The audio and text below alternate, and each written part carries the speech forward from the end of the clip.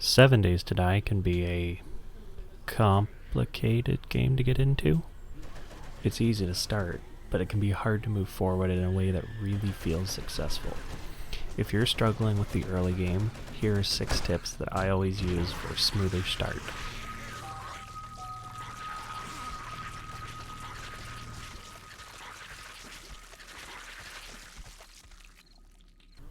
Once you've completed the opening quests, you automatically get 4 skill points at the same time the trader is opened up on your map, and that's great.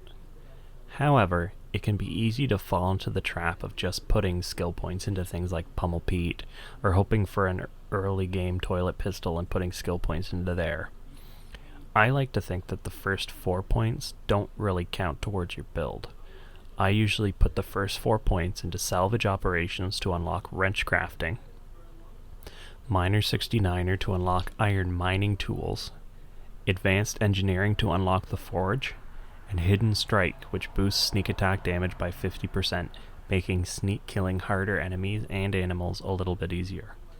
These skills will make the opening hours and the first bit of crafting you need to do much more streamlined and less frustrating.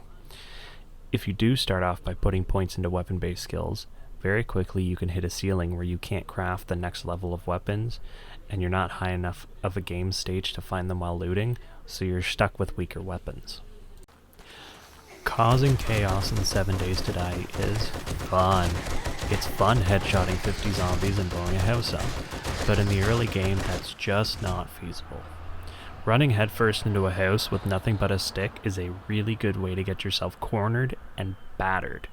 Sneaking is the best way to mitigate the potential early game damage you take when you come up against several enemies. It's pretty easy to sneak up on zombies and get headshots off, and even if you're only using the club, sneaking is a good way to recon the building and keep track of any zombies close enough by, and closets that look like a zombie could burst through.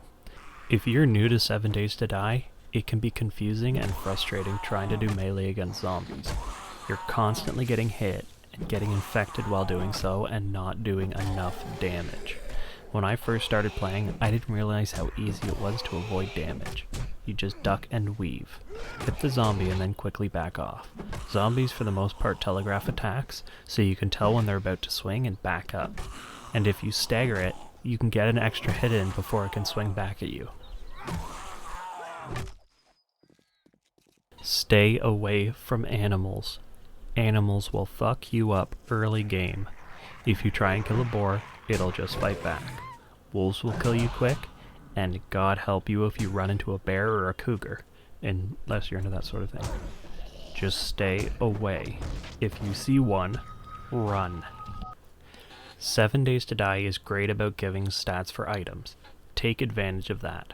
Sell prices show up in the top right corner of the menu. Food items show hunger and thirst values. Medical items show health values. When you select an item, you can even click recipes to view all crafting recipes that this item is in, which is a huge help when it comes to which items you should keep, which items you should sell, or which items you should keep on your person. Building items like wooden frames show something called horizontal support and mass. You can use these stats to calculate how many blocks horizontally can be supported by your base block. For example, wood frame blocks have a mass of 5 and a horizontal support of 40. So one block can support up to 40 mass without needing extra vertical support. The way that math works out, one wood frame can support 8 frames horizontally without collapsing.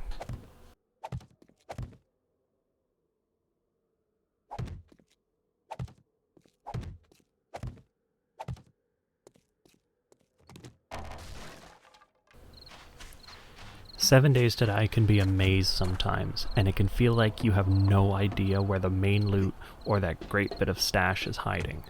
But there is an easy trick to not getting lost in many of the POIs in the game. Just follow the lights. Lamps on tables or on the ground usually point you in the direction you're looking to go, and they'll point towards a little bit of extra hidden loot. Recognizing this will help you efficiently move through POIs without backtracking and save you some frustration.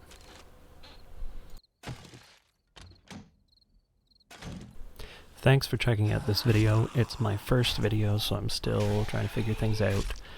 I'd appreciate a like, share, subscribe, comment, all that sort of stuff that YouTubers always tell you. I'm thinking of making some more videos, so if you're interested in that, leave me a comment and let me know, and you can check out my other socials. Probably won't find much yet though. Thanks a lot.